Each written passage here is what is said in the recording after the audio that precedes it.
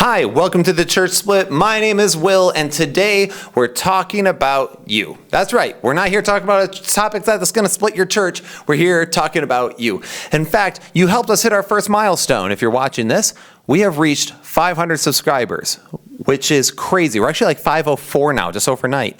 And to me, this is crazy. You have to understand the fact that this started for me as a passion project, as something that I was passionate about because I had seen so much disunity in the church. No one really willing to challenge their ideals for the sake of truth, but rather they want to regurgitate what they've always believed and what they've always been taught. And as someone who's a pastor, but also a seeker, someone who always really wants to just wrestle some big ideas, I found that to be so disheartening in ministry because no one was willing to challenge anything they originally believed. And for me, I believe that we should be able to discuss certain things, especially in-house topics. Let me explain what I mean by that. Things that are mere Christianity. So we are all united as Christians, right? That is mere Christianity. That is, we all believe in Jesus Christ, and we might have some different beliefs on how certain aspects of it work, but man, we should at least be able to be united in Christ. And you know what? Then we have the in-house topics, which are, okay, let's debate those. What's our view of eschatology, ecclesiology, soteriology, all these different things. And if you don't know what I'm talking about with those, that's fine. But the point is that I was like, man, why can't we do that? And as someone who experienced some horrible church splits in ministry, I've been in pastoral leadership for about 7 years, and what's crazy to me is what I've experienced. You know, people talk about hypocritical Christians, and they're not kidding. I have experienced some of the worst things during the hardest times. For context, my wife's mother was dying of cancer while people were stabbing us in the back, knowing the fact that my wife was up there nursing her mother to her certain death. And then, not long after that, right after we had our first miscarriage, what happens? Well, some people start having a fit in the church, even though we're trying to suffer our first loss of a child. And then we had another church split issue, which was it was this crazy scenario, but basically these people didn't like my view of how I handled alcohol in the church. Meanwhile, they allowed alcohol in their own home, and now they're growing weed in their basement. And it's just nuts to me, the fact that it's like, okay, we will fight over this, and you can contradict yourself there, and yet we're at each other's throats, and this doesn't make any sense. And during a time that my family really needs the support of the church would rather betray it. And I was like, well, this is crazy to me. And the thing is, that's not all the church. And that's the thing. When it comes to church splits and these horrible divisive topics, that's not everybody. Not everyone are these people who are willing to, shoot at each other, fight each other. It's just the fact that it's the people that make all the noise that tend to get all this going on. And as a pastor, this church split idea, the idea of, man, people becoming disunified, instead of being able to be united over divisive topics, we stay, ununited over divisive topics. And we can't ever come together and just look at each other and go, you know what, I might disagree with the way you do that. I might disagree with your intellectual understanding of that. I might not like exactly how you do X, Y, and Z. But you know what? You're a follower of Jesus Christ. You challenge the truth too. And you challenge things to find the truth. So, let's work in unity with each other.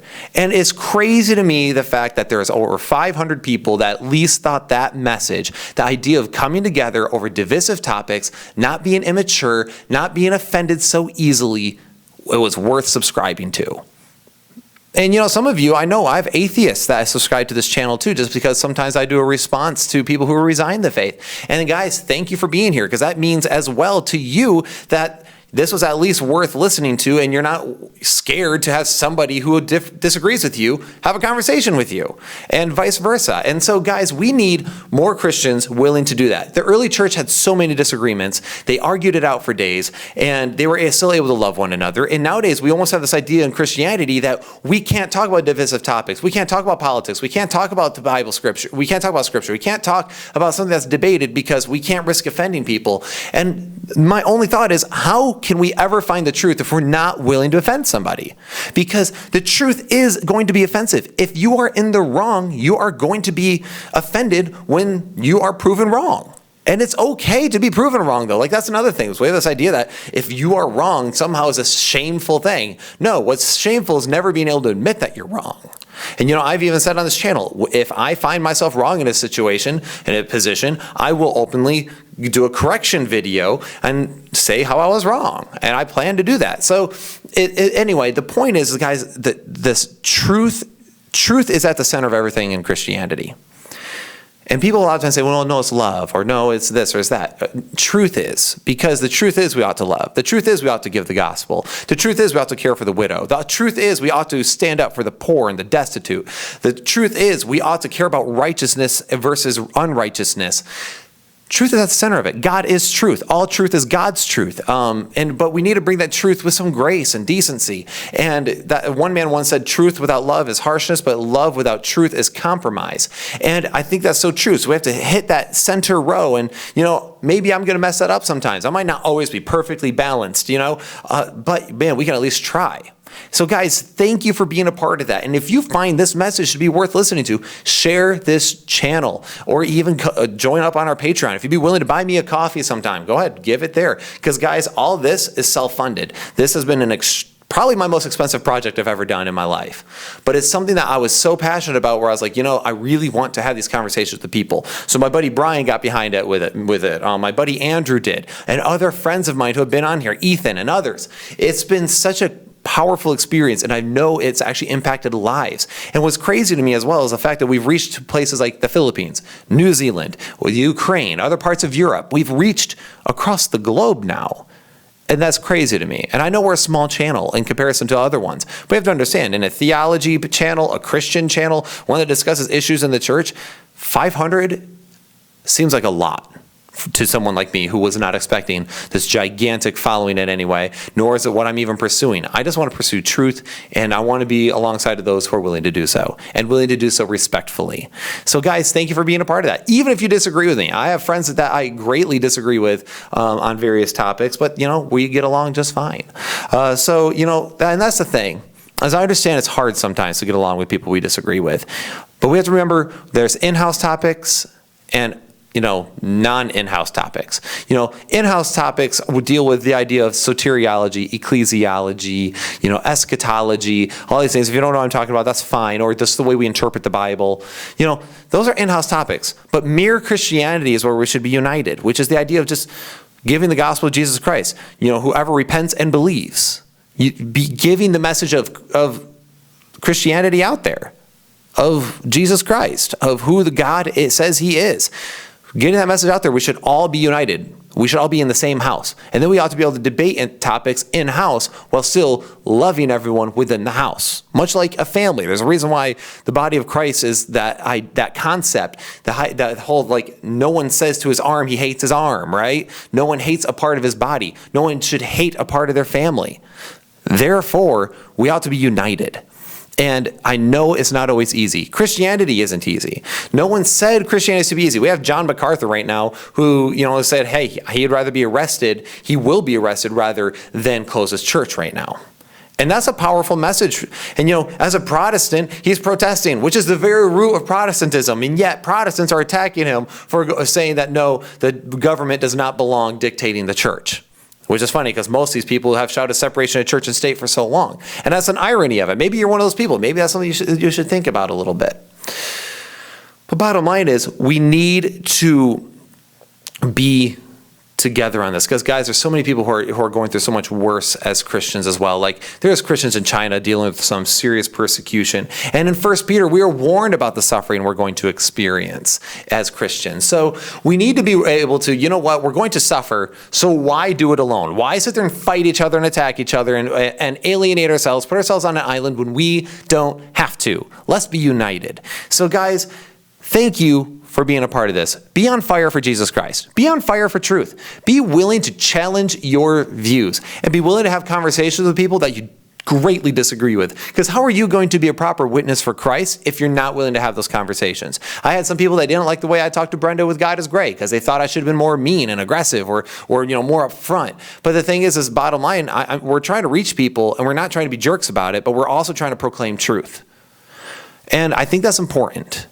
And I think that's a message worth hearing. So if that's a message you can get behind, please do so. There's so much good Christian content online. And nowadays, the internet really is a new mission field. And that is one of the things I'm like, dude, I'm a millennial pastor. I can do this. And so can Brian. And the church so badly needs to be anchored in something that is truthful, that is not ashamed to be anchored to that truth.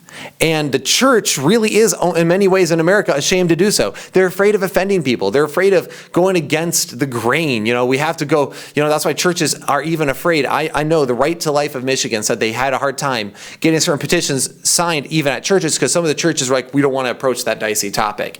And I don't understand how biblical truth can even be considered dicey in a church. Or people who are going, well, we don't want to make a stand on LGBT issues because, we don't want to be looked at as hateful. Well, no, what you need to be looked at is biblical, right? That's what we should be being pushed as. Well, that's a godly church, that's a biblical church. You can disagree with them, but at least they're consistent. The issue is all the hypocrisy in the United States, wow, words, I need words. The problem is all the hypocrisy in the church today in the U.S., and people point it out all the time. And of course, we're all going to be hypocrites to a degree, right? We're all going to mess up. But it's whether or not we just want to live and exist in that hypocrisy. And we ought not to be. We ought to be willing to challenge ourselves. We ought to be willing to push past it. And we ought to be willing to go against the status quo.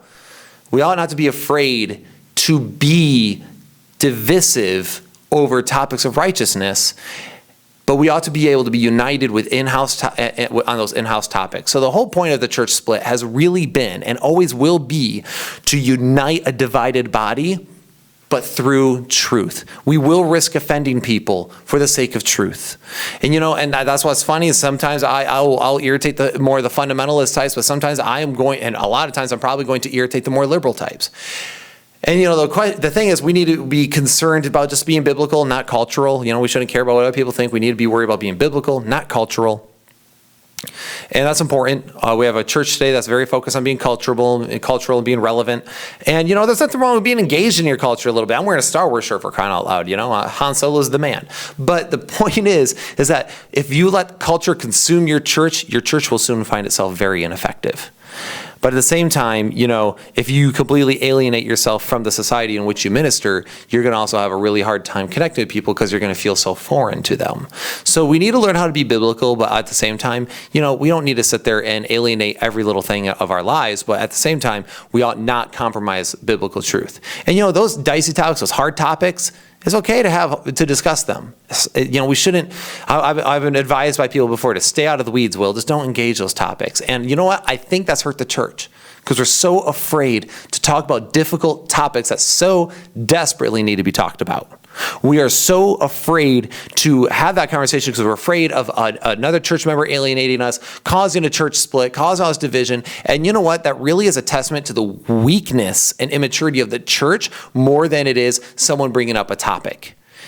It really is. It's not the person bringing up the topic that's the immature one. It's the people who are so adamant that they will not discuss it, they can't be possibly wrong, and they're going to fight you on it. It's not good. We need to have more intellectual honesty in the church to be able to hash some of these topics out while at the same time not compromising the big ones that we know are important. The divinity of Christ, the salvation by faith, not by works, things like that. Yeah, of course, those are uncompromisable. But other things, let's have a conversation. So we have some exciting things coming to the channel. I'm going to keep addressing different topics. I have some interviews coming up. We have Brad Vasquez this week with Alternate Media coming up. We're finally getting him on for an interview. We also have Cameron Bertuzzi with Capturing Christianity coming on later this month, which is super dope. I'm just really excited about this, guys. We're getting to a point where our channel feels like it's actually getting off the ground a little bit. We're finally past all the audio issues. We're past all the visual issues. We got a swing going. And also some of the other new things is, guys, I am reaching out to people to teach particular classes on exactly certain doctrines of the church or other groups of the church. I reached out to a Reformed friend. I'm going to try to reach out to our Arminian friend, and I'm going to try to have people teaching what these theologies are. And I think that'd be so cool because it can show the fact that we can be united even though we disagree. And people know I'm not Arminian. People know I'm not a Calvinist. But at the same time, why not have that doctrine here available so that way people who are curious or wanting to learn can learn? And they can test these doctrines against the truth of Scripture and find a place to land. I'm just excited about this, guys. So thank you for being part of that first 500. You guys are the real MVPs. The next one is 1,000. So help us get there. Like, share the channel. Thank you guys so much for being part of the church split. And y'all take care. Have a good day.